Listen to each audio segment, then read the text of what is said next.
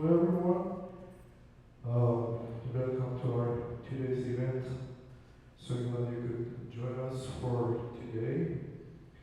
We're about to dive into the fascinating world of mathematics and explore the question of what is pure mathematics good for. And leading us through this exploration is the incredible Dr. Farbod Shokriye from the University of Washington. Please get ready for a journey of discovery. I'll give you a brief background about our presenter today. Dr. Farbod Shokriye received his PhD in mathematics from Georgia Institute of Technology in 2013.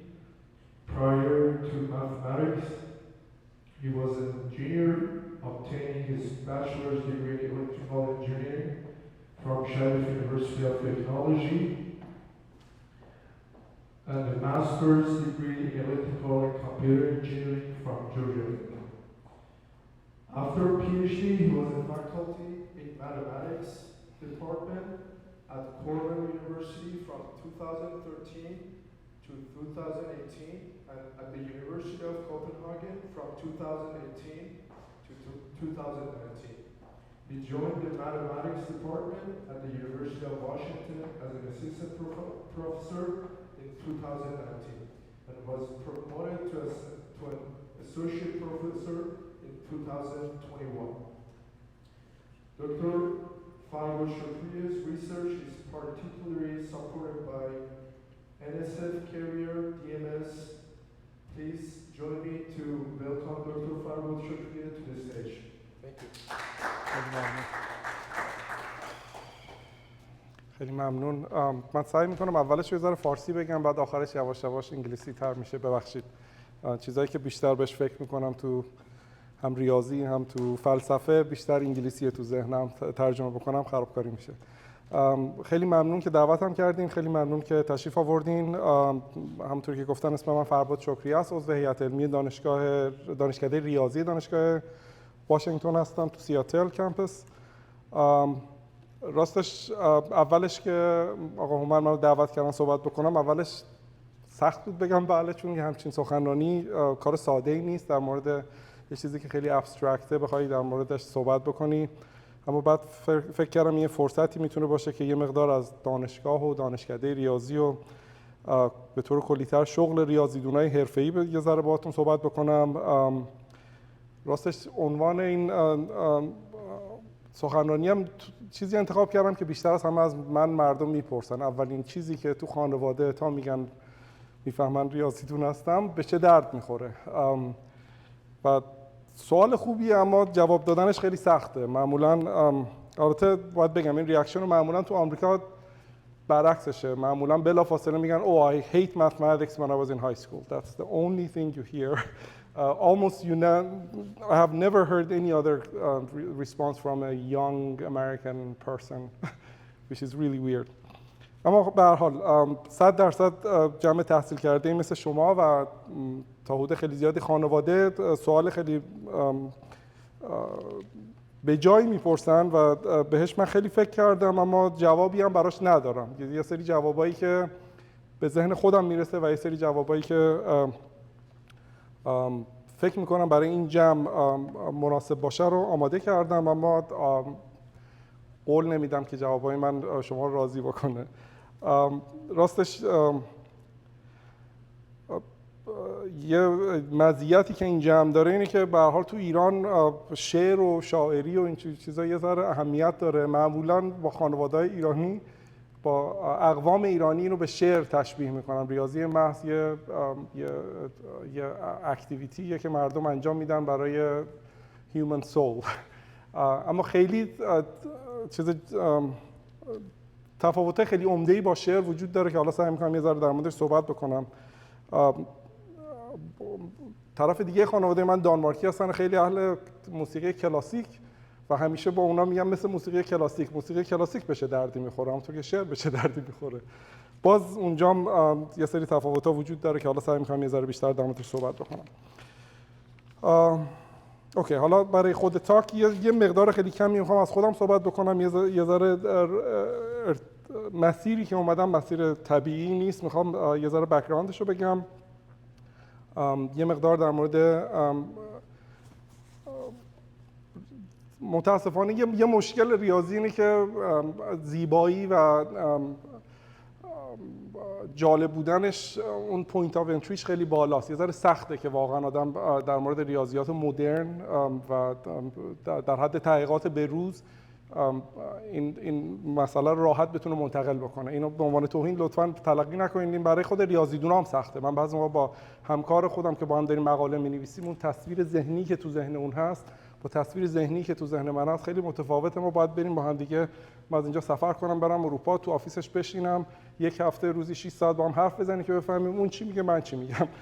خیلی اون زیبایی رو بعد از یه هفته بالاخره میتونیم درک بکنیم تو ذهن ما چی میگذشته. اینو به عنوان یه موقع بعد برداشت نشه که من فکر میکنم شما 100% میتونید در مورد لذت‌های ریاضی بیشتر ببینید، اما خیلی زمان میبره. واسه همین من نمیتونم ریسرچم خیلی دقیق برای شما توضیح بدم. متاسفانه یه مقدار ریسرچ من ویگ خواهد بود. حالا سعی میکنم یه ذره با شکل و اینا توضیح بدم حدوداً در چه موردیه. و آخرش به این سوال فلسفی که به چه درد میخوره، حالا سعیمو میکنم که توضیح بدم. نه من فیلسوفم، نه ادعا میکنم که نظر همه ریاضی‌دانا رو بهتون میگم، اما در حال سعیمو میکنم. و تو قسمت پرسش و پاسخ هم حالا اگه دوست داشتین، حالا چیزهایی هست که خوشحال میشم که باهاتون در میون بذارم. و دوباره معذرت میخوام که هرچی جلوتر میریم انگلیسی بیشتر میشه.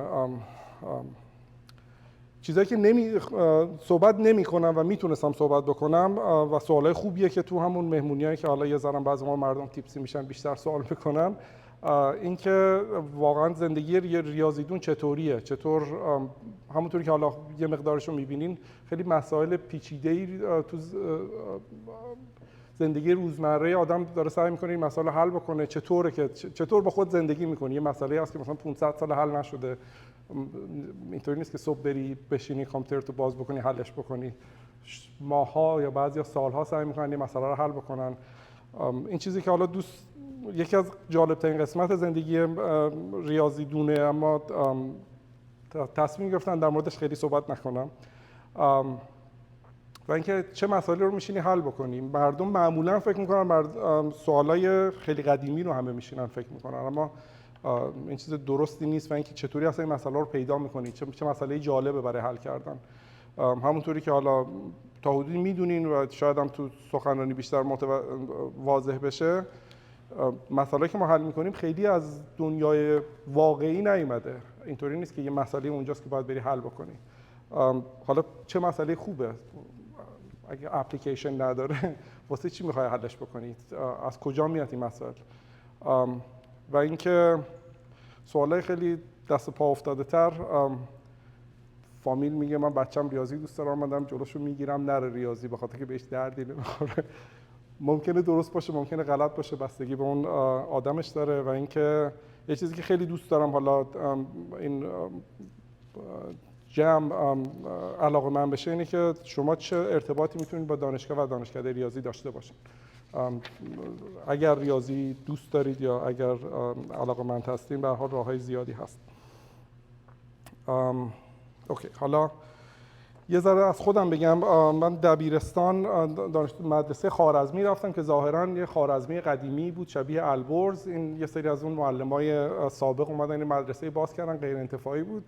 مدرسه خیلی بدی بود، فقط یک نفر کنکور قبولی داشت، من بودم. فکر کنم مدرسه خیلی گرونی بود، اما تا اونجا که من حدس میزنم ما از یه خانواده متوسط بودیم. پدرم نمیتونست، مطمئنم ما اون پول مدرسه غیر انتفاعی رو ندادیم. حدس من اینه، هیچ وقت از پدرم نپرسیدم، حدس من اینه که منو دعوت کردم برم اونجا چون می‌خواستن تو کنکور قبولی داشته باشن. رتبه‌ام خوب شد. تو ایران هم رتبه تو سالای من الان شنیدم عوض شده. موقع که رتبه از یه حدی کمتر بود بعد میرفتی برق شریف. باید بگم که هیچکی بهم نگفت برو برق شریف. پدر مادرم به هیچ وجه چرا پدر بزرگم خیلی دوست داشت من پزشک بشم، اما مثل بقیه شماها ریاضیم خوب بود، رفتم نه پزشکی، رفتم رشته ریاضی تو دبیرستان و دیفالتون بود. الان شنیدم عوض شده، ظاهرا کامپیوتر ساینس و کامپیوتر انجینیرینگ و حتی اینداستریال انجینیرینگ ظاهرا خیلی تو شریف طرفدار زیاد پیدا کرده. اونطوری شد که من رفتم برق هم واقعا خب رشته خوبی بود، بسیار بسیار از لحاظ اینتלקچوال به نظر من دانشکده خیلی خوبی داشتیم، خیلی درسای مدارهای منطقی داشتیم، درس کنترل تیوری و واقعا ریاضی بودن این درسایی بودن که هنوز من فکر کنم بعضی از دانشجوهای اندرگرجویت یونیورسیتی واشنگتن به خوبی دانشجوهای برق شریف اون مفاهیم رو نمیدونم. فوری انالیسیس داشتیم برای سیگنال پروسسینگ و اینا استفاده می‌کردیم. توی موقع جورجیا تک رفتم، دلیلی که رفتم برای سیگنال پروسسینگ بود، خیلی فوری انالیسیس دوست داشتم، کارهای دیگه هم یواش یواش علاقه‌مند شدم، کامیونیکیشن تیوری، اینفورمیشن تیوری، کدینگ تیوری، کریپتوگرافی و همونطور که می‌بینید همه اینا خیلی ریاضی دارن. اما تو در مرحله گریجویت سکول توی آمریکا تو رشته مهندسی دیگه واقعا مهندسی میشه، یعنی واقعا باید یه کاری بکنی که there is a product و اون یه چیزی بود که تو ذهن من جا نیفتاد. من فکر کنم الان میرم اونجا فقط دوباره چیزای ریاضی یاد میگیرم. ته دلم من همه اینا رو خیلی دوست داشتم، اما ریاضیه رو دوست داشتم. حالیم نبود که اپلیکیشن اصلا برام اهمیتی نداشت. یواش یواش سویچ کردم به کامپیوتر ساینس، theory of computer science، computational complexity، algorithms، خیلی به پروگرامینگ و اینام ربط داره. اما باز قسمت متمتیکال سایدش بود. استاد خیلی خوب و معروفی داشتم، علاقه‌مند بودم، اما باز ته دلم دوست داشتم که یه مقدار بیشتر ریاضی یاد بگیرم. یه استادی دانشکده برق هایر کرد، نامبر تیوریست بود، نظریه اعداد. روزی که اومد با باکسش اومد تو آفیسش، من همون موقع که باکسش رو گذاشت رو میزش من درس دادم، گفتم من کریپتوگرافی کار میکنم، مهندسم، اما میخوام نامبر تیوری یاد بگیرم. بعد از اون شروع کردم هر روز تقریبا این بنده خدا تا میومد تو آفیسش من دم درش بودم، یه سوال جدید ازش داشتم، یه سوال جدید ریاضی. آخرش من دابل میجر کردم و پی اچ دی برقمو گرفتم، پی اچ دی ریاضیمو گرفتم، پی اچ دی برقمو تزمو نوشتم و دفاع نکردم. ماسترز گرفته بودم و تصمیم گرفتم دیگه من نمیخوام کار مهندسی بکنم. بعدم یه مدت اسیستنت پروفسور توی کورنل بودم و یه سال کوپنهاگ زندگی کردم و الان مدتیه که از سال 2019 اومدم دانشگاه یونیورسیتی واشنگتن. یه ذره این زندگی بک‌گراندمه، چند تا یه دونه پستاک حالا داشتم، 7 تا دانشجوی پی اچ دی الان دارم، یه دونم فارغ التحصیل شده، چندین تا دانشجوی مسترز داشتم. یه مقدار اینا بیشتر از معمولا، یه ذره فکر کنم به کووید ربط داشته، حوصله‌ام سر رفته بود تو خونه، دوست داشتم با آدم‌ها صحبت بکنم. الان فکر کنم 7 تا دانشجو هیچ کسی تو دانشگاه ما نداره، بعضی هستن 20 سالن اونجا نه، هنوز مثلا 3 تا دانشجو پی اچ دی داشتن. یه فرق عمده‌ای که ریاضی با رشته‌های دیگه داره اینه که ما لب و اینا نداریم. دانشجو گرفتن یه it's a cost on the professor. اینطوری نیست که ما دانشجو میاد کار ما رو انجام میده، دانشجو یه جورایی وقت ما رو داره میگیره، چون ما باید جواب سوالاشون رو بدیم به جای اینکه یه سری مسئله بهشون بدیم تو لب برن کار بکنن جواب بدن، بعد ما بریم اسممون رو بزنیم رو پیپری که اینا نوشتن. خیلی واسه همین خیلی استادا سخت دانشجو میگیرن، به خاطر اینکه وقت یه سرویس مجانی باید بدن به دانشگاه. دانشجو ما اولین کسی که چیزا الان پستاک ایندیانا است، یه دونه پستاک هم که اینجا داشتم الان فرد هاش اینستیتوت هایر شده، داره کار متمتیکال بیولوژی میکنه. اوکی، این خیلی خلاصه زندگی من، زندگی اینتלקچوال من.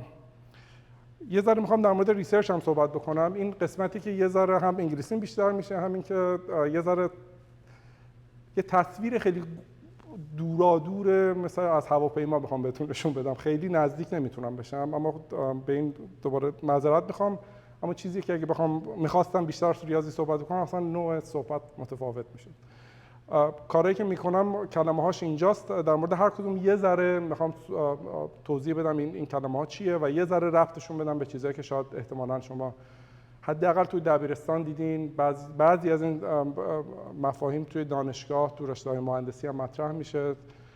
این آخرین بولت پوینت که حتما توی کامپیوتر ساینس چیز مهمیه. الجبرایک جیومتری، حالا یه ذره بیشتر یه اسلاید دارم در موردش، اما بیشتر معادلاتی که هندسه‌ای که از معادلات گرفته میشه، معادلات جبری. Arithmetic and Geometry and Number Theory، نظریه اعداد احتمالاً میدونین، اما حالا یه ذره بیشتر در موردش صحبت میکنم. و Non-Archimedean Geometry، چیزی که فرض میکنم نشنیدین، و Combinatorics. فکر کنم Combinatorics جوان‌ترا توی دبیرستان دیدن. سال آخر دبیرستانی درسی به نام ترکیبیات و هندسه و چی بود اسمش؟ هندسه ریاضیات گسسته و ترکیبیات. ریاضیات گسسته رو من تیوترینگ میکردم که شریف بودم. نان آرکمیدن میشه غیر ارشمیدسی، آرکمیدیز میشه ارشمیدس، هندسه غیر ارشمیدسی. نظریه اعداد که گفتم. اریتمتیک جیومتری باید گوگل میکردم، به فارسی میگن هندسه حسابی. الجبرایک جیومتری میشه هندسه جبری. و این دوتا بولت پوینت اول و دوم مهمترین دستاوردهای به نظر من و خیلی از ریاضیدانان مهمترین دستاوردهای قرن 20 ریاضی بودن. احتمالاً از فیلد مدال شنیدین.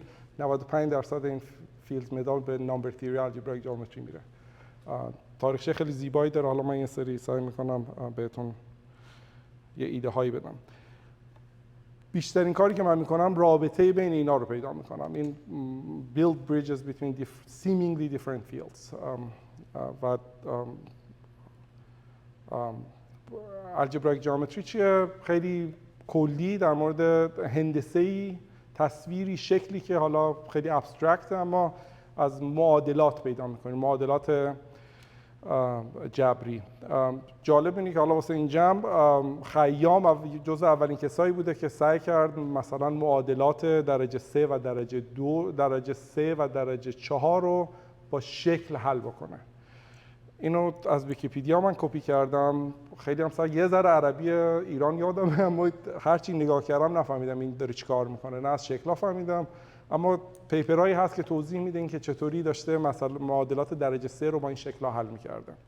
یه مشکلی که خیام الان بالای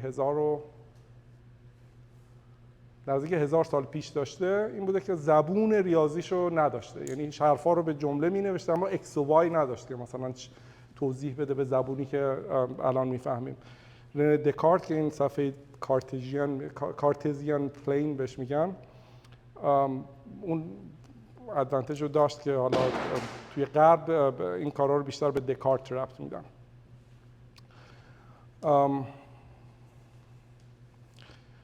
یه دونه مثال دیگه‌ای که میخوام بدم، این خیلی مثال مهمیه و کاربرد داره. این حالا جزو چیزایی که ریاضی به چه درد میخوره. این یه مهمترین مثال، یکی از مهمترین مثالایی که هم توی ریاضیات محض هم توی کاربرد مالتی بیلیون دلار کمپانیز.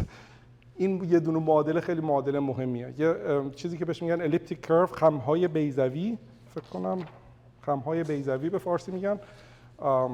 ربطی به بیضی نداره. یه معادله که به صورت y squared مساوی x cube ax plus b، a و b هم حالا یه عددهای ثابتی هن. این معادله رو سعی بکنین حل بکنین. بی‌نهایت جواب داره. مثلا اگه x رو 0 بذاریم، این حالا تو این مثالی که شکلش رو کشیدم y squared equal to x3 minus x plus 1. اگه y رو 0 بذاریم، یعنی جایی که این محور x ها رو میاد قطع میکنه، ظاهراً یه دونه جواب بیشتر نداشته. اون یه دونه نقطه‌ای که این نقطه این شکل رو میکشین. حالا این به چه درد میخوره؟ یه چیز خیلی عجیبی که تو قرن 16 الی 17 و 18 مردم درک کردن که این یه سری نقاط قرمز یه قانون جمع کردن براشون وجود داره. حالا یه ذره بیشتر اجازه بدین بهتون بگم چطوری. فرض کنین y یه دونه خط رو بیاین با این قطع بدین. خط توی صفحه xy امیدوارم یادتون میاد هست y is equal to some number times x plus some number ax plus b. درسته؟ so y رو میذارین، یه ذره از دبیرستان ان شاءالله یادتون میاد، y رو میذارین ax plus b، یه معادله‌ای دارین که فقط توش x درجه 3 هم هست. این معادله حد اکثر 3 تا جواب داره. ممکنه 0 تا جواب داشته باشه، ممکنه حد اکثر 3 تا. این خط رو میکشین، اینو قطع میکنه. مثلا این خطای آبی اینجا رو نگاه بکنید. یه دونه خط کشیدم در 3 نقطه اینو قطع کرده. P Q R. چیزی که فهمیدن آدمایی مثل اویلر، آبل، جکوبی، آدمای خیلی معروف، وایرشتراس در طول شاید 200-250 سال فهمیدن که این یه رابطه خیلی عجیبی داره که P plus Q equal to minus R. من اینجا نوشتم P plus Q plus R equal to 0. اگه فقط تعریف بکنین این دو تا نقطه رو اگه من جمع بکنم میشه منهای این نقطه، منهام این پایینه، یعنی P plus Q مساوی با این نقطه پایین. یه چیز خیلی عجیبیه، اینو میتونی تعریف بکنی. چیز خیلی عجیب اینه که این یه it's addition law. addition law که میگم یعنی مثل جمع کردن اعداد یه سری خواص it has some important properties. ببخشید من انگلیسیم بیشتر شد. The properties are P plus Q is equal to Q plus P. اینو با این شکل بلافاصله میتونین چک بکنین. میتونین جا به جا بکنین. 2 به اضافه 3 هست، 3 به اضافه 2. با این جمع میتونین P plus Q. یه صفر وجود داره که تو این شکل این بالای بالاست، یعنی باید بریم بی نهایت بالا. مثلا تو این شکل P plus Q جمعشون میشه صفر که اون بالای بالا تو این صفحه باید فکر بکنیم. صفر داریم، جا به جا میتونین بکنین. سخت‌ترین چیزی که با این شکل میتونین ثابت بکنین اینه که P plus Q تو پرانتز به اضافه یه چیز دیگه R is equal to P plus Q plus R associativity. اینکه پرانتز رو میتونین جابجا بکنین. 2 به اضافه 3 به اضافه 5 is equal to 2 به اضافه 3 به اضافه 5. اینو با این شکل میتونین ثابت بکنین و یکی از بزرگترین اچیومنت های فکر کنم آبل بود که اینو تو قرن 17 هم ثابت کرد، با دست تونه ثابت بکنه. خیلی چیز مسی و از کجا میاد معلوم نیست. اوکی، حالا این به چه درد میخوره؟ اولا آبل و اینا براشون مهم نبود به چه درد میخوره، اما این یکی از پایه‌های کریپتوگرافی، مدرن کریپتوگرافی از این میاد، از این الیپتیک کرو کریپتوگرافی. حالا اینو به زبون ساده بخوام بگم، یه چیزی هست پابلیک کی کریپتوگرافی. فرض کنید من یه سری اطلاعاتی دارم، شما می سری اطلاعات، مثلا من و آقا هومن میخوایم با هم الان تو این جمع که همه هستن یه چیز مخفی بین هم دیگه رد و بدل بکنیم. هم میشنون داریم چیکار میکنیم. یه چیزی هست به نام دیسکریت لوگاریتم که من و هومن میتونیم الان با هم دیگه ارتباط داشته باشیم بدونیم که هیچ کدوم از شما بفهمین داریم چی میگیم. تنها چیزی که کاری که باید بکنیم اینه که من باید یه عدد بزرگ واسه خودم انتخاب بکنم، ایشون یه عدد بزرگ واسه خودش انتخاب بکنه. اینو با هیچ کی شیر نمی‌کنیم، من به هومن نمیگم، هومن به من نمیگه، اما با استفاده از این تکنولوژی ما میتونیم یه چیزی هست به نام دفی هلمن پروتکل که میتونیم ما یه چیزی رو تو جمع پابلیک یه چیزی رو رد و بدل بکنیم و ریاضیاتی که توی این میره یکی از بهترین ریاضیاتش از همین الیپتیک کرو میاد. راههای دیگه هم وجود داره اما میخوام حالا یه ذره فست فوروارد.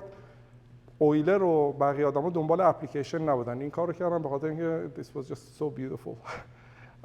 و این حالا تو رشته من ابعاد بالاتر این خیلی ربط داره. این یه کرو، یه چیز یه بعدیه، یه خمه، توی دیمنشن‌های بالاتر چیزایی هست بهش میگن آبلیان ورایتیز که یه مقدار پیچیده‌تره، اما مهمترین چیز اینه که یه همچین خاصیت جمع زدن داره، با یه سری ایکویژن تعریف شده و خاصیتی داره که شما میتونید چیزا رو باهاش جمع بکنین و جمع کردنتون هم با ایکویژن تعریف میشه. اینجا P plus Q equal to R minus R یه چیز جبریه، میتونین معادلاتشو بنویسین اگه خیلی وقت خواستین بذارین. اوکی، حالا این الیپتیک کرو فقط به عنوان بازبورد یادتون باشه و یه چیزی که حالا یه ساختار جمعی بهتون میدن. What is arithmetic geometry یا نامبر تیوری؟ تو نامبر تیوری اگه بازم میدونم تو دبیرستان اکثرمون دیدیم، مهمترین چیزی که اهمیت میدین یه اعداد حقیقی و مختلط و اینا نیست، اعداد صحیحه. میخواین بدونین مثلا آیا عدد صحیحی وجود داره که این معادله رو صدق بکنه؟ به زبون مدرن میتونین حساب بکنین که همین الجبرایک جیومتری، اما دیگه با اعداد حقیقی کار نمیکنین یا با اعداد مختلط کار نمیکنین، با اعداد صحیح یا با اعداد رشنال. صحیح integers and rational میشه گویا، با اعداد صحیح و گویا میخواین کار بکنین. دوباره اینم به خاطر مثلا برای کریپتوگرافی اما برای کدینگ و اینا اپلیکیشن پیدا کرده، اینکه شما بخواید یه سری اطلاعات رو الان میتونید به عنوان اعداد صحیح، من میخوام به شما یه چیزی بگم، میتونم بگم عدد 1 معنیش اینه، عدد 2 معنیش اینه، عدد 3 معنیش اینه، بعد ما میتونیم با هم دیگه ارتباطات داشته باشیم. همونطوری که کامپیوتر این کارو میکنه دیگه، با در مبنای 2 همه چیزو با اعداد داره کار میکنه، اما اعداد صحیح نه اعداد ریل. تمام یه سری تعداد بیت دارین، اون تعداد بیت میتونه فقط اعداد صحیح یا حداکثر گویا، اگه یه دونه دات هم بذارین میتونید اعداد گویا باش تعریف کنین. یکی از بزرگترین دستاوردهای ریاضی و یکی از باهوشترین و مهمترین آدمای ساینتیست، متاسفانه به اندازه کافی شناخته شده نیست، شخصی به نام الکساندر گروتندک. داستان زندگیشو حتما برین، حداقل ویکی‌پدیا رو نگاه بکنین، اما لینک های تو ویکی‌پدیا رو بعداً ببینین. یه آدم بسیار جالب و عجیبی بود، داستان خیلی جالبی داره، اما به نظر من مهمترین ریاضیدون قرن 20 و if not ever الکساندر گروتندک بود. از کارهای زیادی کرد، اما یه کاری که کرد این بود که گفتش که شما این الجبرایک جیومتری که تو صفحه پیش بود و یه تکنولوژی به وجود آورد که شما میتونین روی همه نامبر سیستم ها انجام بدین. نامبر سیستم منظورم حالا اینتیجرز یا رشنال نامبرز یا حالا نامبر سیستم های دیگه هم هست. اجازه میده عملاً اریتمتیک جیومتری رو به عنوان یه شاخه از الجبرایک جیومتری ببینین. قبل از گروتندک مردم واقعا زحمت میکشیدن که اگه از اعداد صحیح و اعداد مختلط یه ذره دور بشی، دوباره همه چی رو باید با دست انجام بدین. جیومتری از بین میرفت. این یه جیومتری ساخت که میتونین با هر نامبر سیستمی کار بکنین. ممکن میگم نامبر سیستم منظورم فیلده، اگه میدونین میدان. میدونم نظام قدیم ممکن من دانشجو بودم فیلد داشت، بعد موقع من داشتم تیوترینگ میکردم فیلد از بین رفته بود و به جاش ریاضیات گسسته گذاشته بودن. شاید اوکی، 2 تا قضیه قرن 20 که فیلدز مدال به واسهشون دادن و یکیشون خیلی معروفه، حتما اسمش رو شنیدین. یکیش این قضیه فالتینگزه که خیلی قضیه عجیبیه. میگه سوالی که میخواین، شما یه سری معادله دارین، میخواین بدونین مثلا این جواب صحیح یا گویا داره یا نه. این ثابت کرد بعد از 50 سال، این کانجکچر بود، ثابت کرد که اگر شما این معادله رو به جای که چیزی که میخواین بدونین در مورد اعداد صحیح و گویاست، میگه اون سخته ولش کن، بیا جوابای مختلفش حساب کن، کامپلکس نامبرز، اونی که آی داره، a plus bi، بعد بیا شکل اینا رو بکش. میشه اینا رو کشید. معمول همیشه یه قضیه هست که میگه همیشه یا یه توپ میگیرین موقع شکل مختلفش رو بکشین، یا یه چیزی میگیرین مثل دوناته یه دونه سوراخ داره، یا یه چیزی میگیرین که 2 تا سوراخ داره یا 3 تا سوراخ داره، به همین طرز. پرتزل مثلا، پرتزل 2 سوراخه 3 سوراخه. این قضیه که ثابت کرد بسیار عجیبه. میگه که واسهش هم فیلدز مدال گرفت. الان هم داره ریتایر میشه. 2 ماه دیگه من کنفرانس ریتایرمنتش دارم میرم، 70 سالش شده. ثابت کرد که اگه این پرتزلتون 2 تا یا 3 تا یا بیشتر سوراخ داشته باشه که اسمشو میذارن جینس. یه سوالیه که خیلی توپولوژیکال، قشنگ سوالیه که اصلا ربطی به اریتمتیک نداره، ربطی به اعداد صحیح نداره، تا سوراخ‌های شکل. Then there are only finitely many solutions to the original question. Finitely many rational solutions. یعنی اومد یه پول خیلی عجیبی ایجاد کرد که شما اعداد مختلط که اصلا اریتمتیک توشون نیست، اعداد حقیقی یا اعداد مختلط، میاد در مورد جوابای صحیح و گویا صحبت میکنه. حالا میتونید سوالای پیچیده‌تری بکنین. حالا چند تا finitely many solutions، چند تا؟ اگه مثلا 5 تا سوراخ داشت، میتونین بگین همیشه تعداد سولوشنات زیر 1000 تاست. این خیلی خیلی به ریسرچ من ربط داره و خیلی خیلی سوال سختیه. این الان 83 تا حالا 40 سال مردم دارن سعی میکنن اینو حل بکنن. یه سری پیشرفته خیلی بزرگی هم انجام شده این اواخر. یه سوال دیگه تو اریتمتیک جیومتری، قضیه معروف فرماز. آیا میتونین یه n رو فیکس بکنین، مثلا n equal to 2 عدد 2، a2 به اضافه b2 equal to a squared plus b squared equal to c squared. Does it have solutions؟ انشالله قضیه فیثاغورس یادتون میاد که اگه این مثلثی داشته باشین عددهای 3 4 5 همیشه مثلا کار میکنه و خیلی عددهای دیگه هم کار میکنه. فرما 1637 گفتش که اگه این 2 رو بکنین 3 یا 4 یا 5 یا بیشتر، من ثابت کردم اما تو کتابم جا نیست که این دیگه جواب نداره. 350 سال یا بیشتر طول کشید که اندرو وایلز بالاخره اینو ثابت کرد. البته اندرو وایلز هم تنها ثابت نکرد، اما واقعا ریاضی باید پیشرفت میکرد که ما به اینجا برسیم که اینو بتونیم جواب بدیم. اگه ندیدین یه داکیومنتری قشنگ BBC داره، اگه سرچ بکنین BBC هورایزن فکر کنم اسم سیریز بود، فرماز لاست تیورم، یه چیزی بوده 40 دقیقه است با یه سری دورک متمتیشن صحبت میکنن. خود فرما موقع که داره توضیح میده موقع لحظه‌ای که چیز کرده شروع میکنه گریه کردن که چقدر احساساتی شده بود که این رو ثابت کرد و چایلدهود دریمش بوده بود. یه ذره شاید مثلا از احساسات ریاضی‌دونا تو اون فیلم حداقل برای من خیلی جالب بود.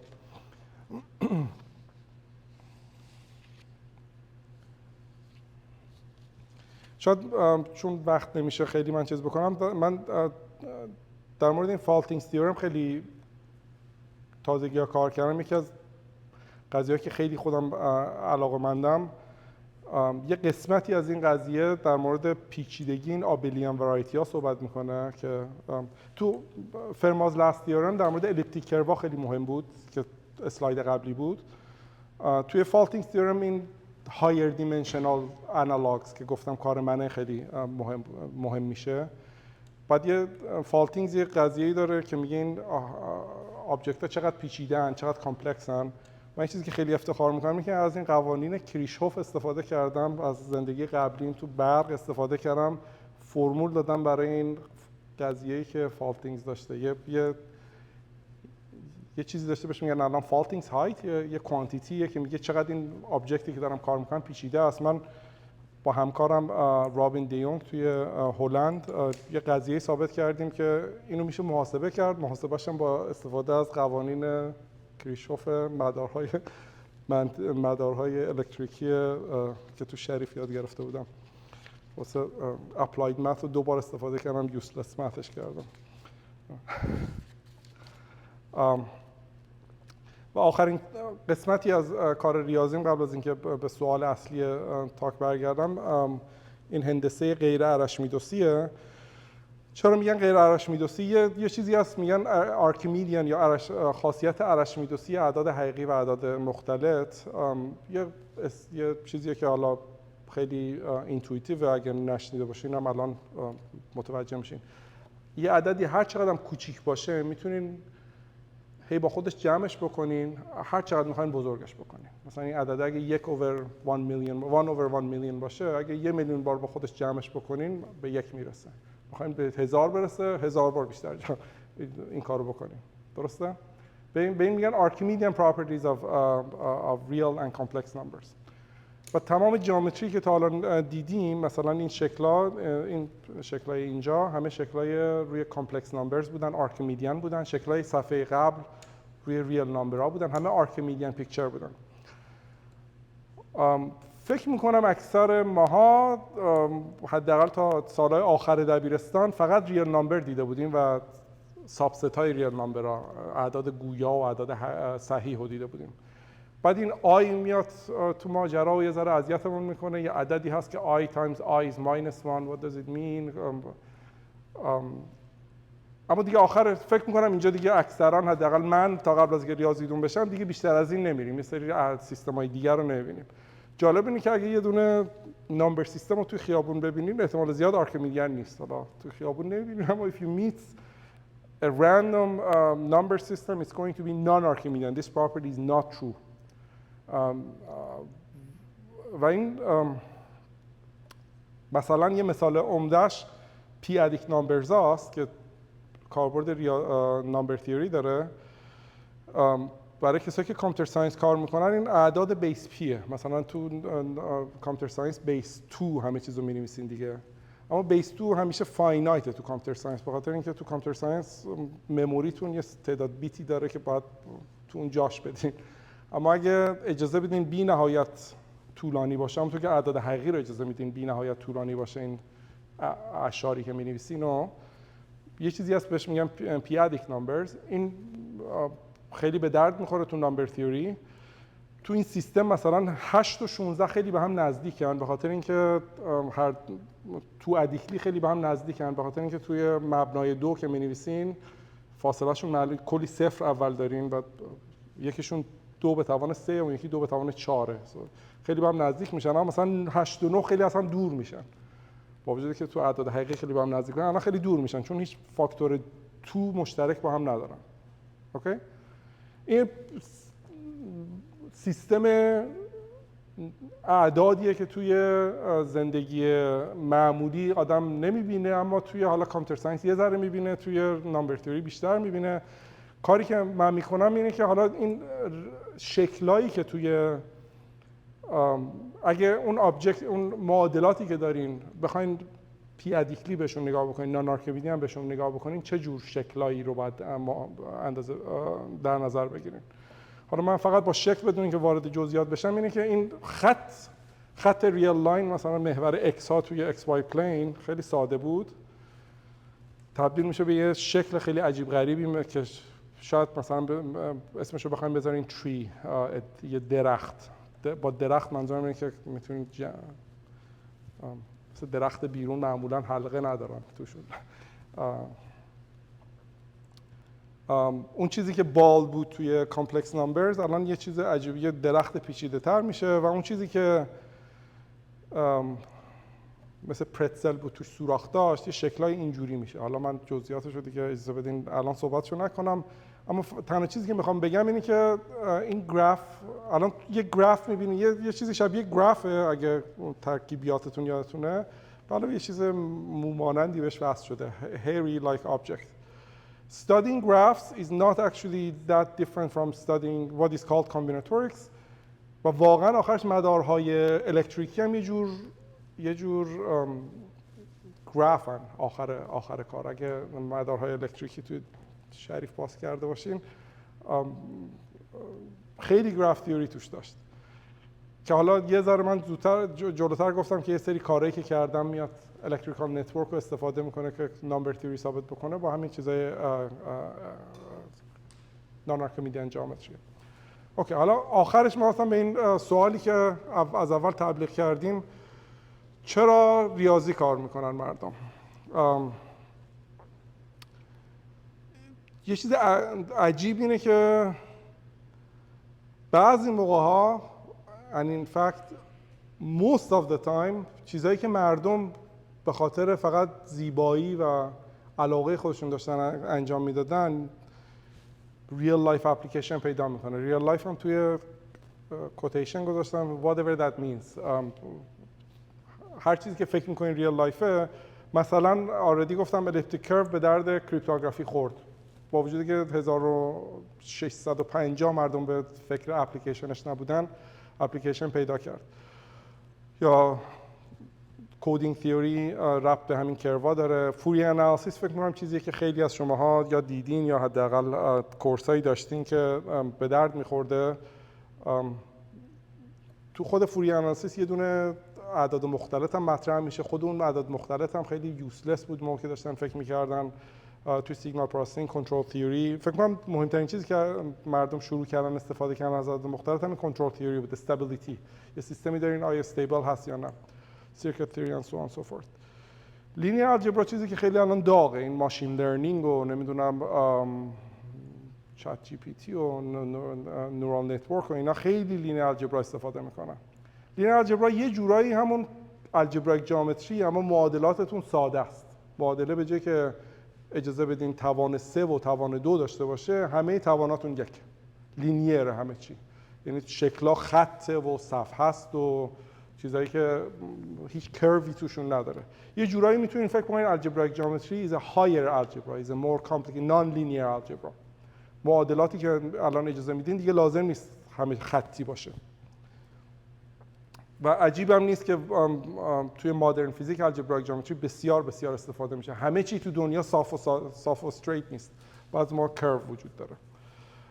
استرینگ تیوری یه مثال عمدهشه. فکر کنم شنیدم آقای ارکانی حامد هم اینجا سخنرانی کردن. ایشون هم خیلی الجبرایک جیومتری، حالا یه قسمت خاصی از الجبرایک جیومتری ایشون الان حدود 10 سال خیلی استفاده میکنن. فکر کنم دیسکریت ماث و گراف تیوری و پروبابیلیتی تیوری هم هر کاری میکنین به هر حال شنیدین و استفاده میشه و از فایننس بگیری و از هر چیزی بگیری تو کامپیوتر ساینس و اینا به هر حال الگوریتم و اینا همیشه این چیزا رو لازم نیست آدم چیز بکنه. اما واقعا اصول اولیه‌اش مثلا خود آقای کیرکاف was not writing the equations to make some kind of a circuit or anything. There was no technology at the time. They were doing it for pure curiosity. که حالا یه فکر کنم آندرتون این ماجرا اینه که تز من اینه که حالا یه ذره جلوتر میگم، اما ریاضیدونا برای اپلیکیشن کار نمیکنن. They're doing what they're doing. If it finds application, fine. If it doesn't, fine. این هم درسته و واقعا آدم درک نمیکنه چرا که فاوندیشن همه ساینس ها و زبون همه ساینس ها ریاضیه. حالا اینکه چرا اینطوریه رو من نمیتونم بگم، اما هر کاری تو هر دانشکده‌ای توی یوداب میکنن آخرش ممکن میخوان یه چیزی مقاله بنویسن، آخرش یه گرافی دارن حداقل، یه حالا اگه فیزیک یا رشته مهندسی باشه واقعا ریاضی رو به صورت جدی‌تر استفاده می‌کنه. حالا اینکه چرا ما دنیای واقعی رو از طریق ریاضی می‌دونیم سوال فلسفی که من جواب براش ندارم، اما به هر حال ریاضی چی میگفتن آش کشک خالت بخوری پات نخوری پات. حتی اگه ریاضی هم دوست نداری بالاخره یه جورایی میاد چیز میکنه. چیز مهمی که میخوام بگم اینه که ریاضیدون، حداقل من و اکثر همکارای من، پا نمیشیم صبح بیدار بشیم بگیم یه چیزی رو بریم حل بکنیم، یه real life problem رو بشینیم حل بکنیم. For pure curiosity, for understanding, we do our work. We don't have application necessarily. We don't mind if there is an application, but that's not what we want to do in our day. یه سری خب به هر حال کار ریال لایف هم میکنیم، تدریس میکنیم، مهندسا رو چیز میکنیم، ترینینگ میکنیم، یه سری سرویس های دیگه داریم. خیلی یوزلس نیستیم، اما what we do, what drives us to go to work is not solving that thing. یه سری کلمه‌ای که داشتم فکر میکردم برای من حداقل و برای خیلی از ریاضیدونایی که من میدونم در مورد دیسکاوری، کلاریتی، اندرستندینگ و هیومن فلوریشینگ و همه اینا رو میتونین حالا به رشته‌های دیگه هم ربط بدین. آرت هم خیلی از این چیزها رو هیومن فلوریشینگ certainly is something about art. It's something extremely human about doing about understanding, about discovering. Whether it's useful or not, it's besides the point. اما واقعا حالا مثال موزیک و مثال پوئتری مثال خوبی هست یا نه، من خودم خیلی قانع نیستم که مثال خوبیه. مثال خوبیه برای اینکه به فک و فامیل بگم، اما آخرش موقعی که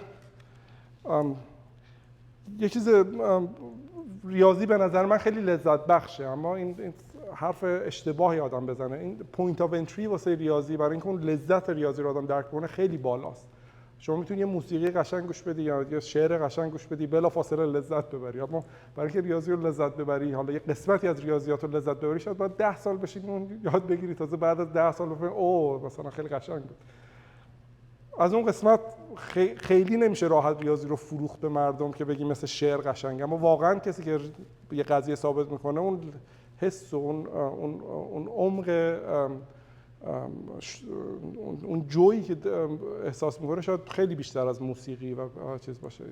مثلا برای من خودم یادم بوده بارها که مثلا این چیزی رو درک کردم شب نتونستم بخوابم تا صبح، فقط از لذت اینکه یه چیز جدیدی رو فهمیدم هیچ کم احتمالاً اهمیت نمیدادم. اون حس دیسکاوری، یه چیزی هیومن تو ما هست. چیزای تفاوت‌های دیگه هم هست. مثلا پوئتری واقعا تو تاریخ ما یه دلیلی که شعر خیلی چیز بوده این بوده که مردم می‌خواستن ویگ باشن، می‌خواستن یه چیزایی رو بگن که اگه مثلا مفتی محل می‌فهمیده ناراحت می‌شده. می‌خواستن با ریاضی برعکسشه، ریاضی نمیخواد ویگ باشه، میخواد it wants to be precise. از اون طرف هر چقدر من خودم هم شعر خیلی دوست دارم، هم موسیقی، به خصوص موسیقی کلاسیک خیلی دوست دارم، نمیتونم ادعا بکنم که foundation of all sciences is poetry. That would be a stretch. And also ریاضی واقعا real life relevanceش بیشتر از موسیقیه. توهینی به موسیقی نباشه، اما اینکه واقعا حالا هر دانشکده‌ای توی یونیورسیتی واشنگتن یه بیسیک ماث لازم داره برای اینکه کارشو بکنه. You can't say the same thing about poetry and music.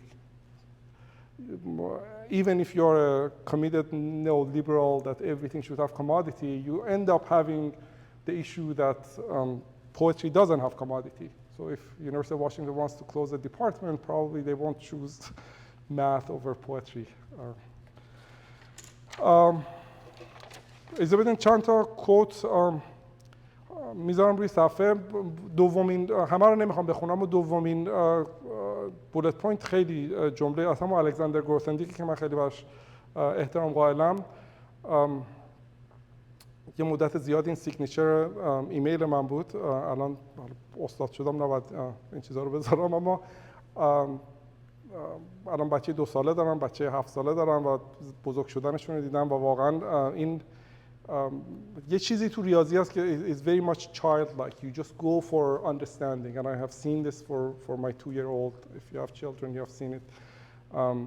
They just are not afraid to look silly. They don't do what other people do. They just do what is right, and they learn, and they just, that's their life. And somehow I find myself and my colleagues very lucky to have that privilege to just do what we like. There is no external pressure, and we are childlike. And sometimes we act like child too, but that's a different story. و این آزادی که به آدم میده، این مسئله که ما یه مسئله اونجا نیست که میخوایم حل بکنیم، یه آزادی شدیدی به آدم میده که we have some freedom. کانتور میگه the essence of mathematics lies in its freedom. چامسکی که شاید به دلایل دیگه بشناسه میشه، جمله خیلی قشنگی داره که همین رو یه جور برعکسش رو میکنه، به جای خوبی بدیشو میگه mathematicians have a kind of special dispensation that scientists don't have. They're allowed to stop working when things get too complicated.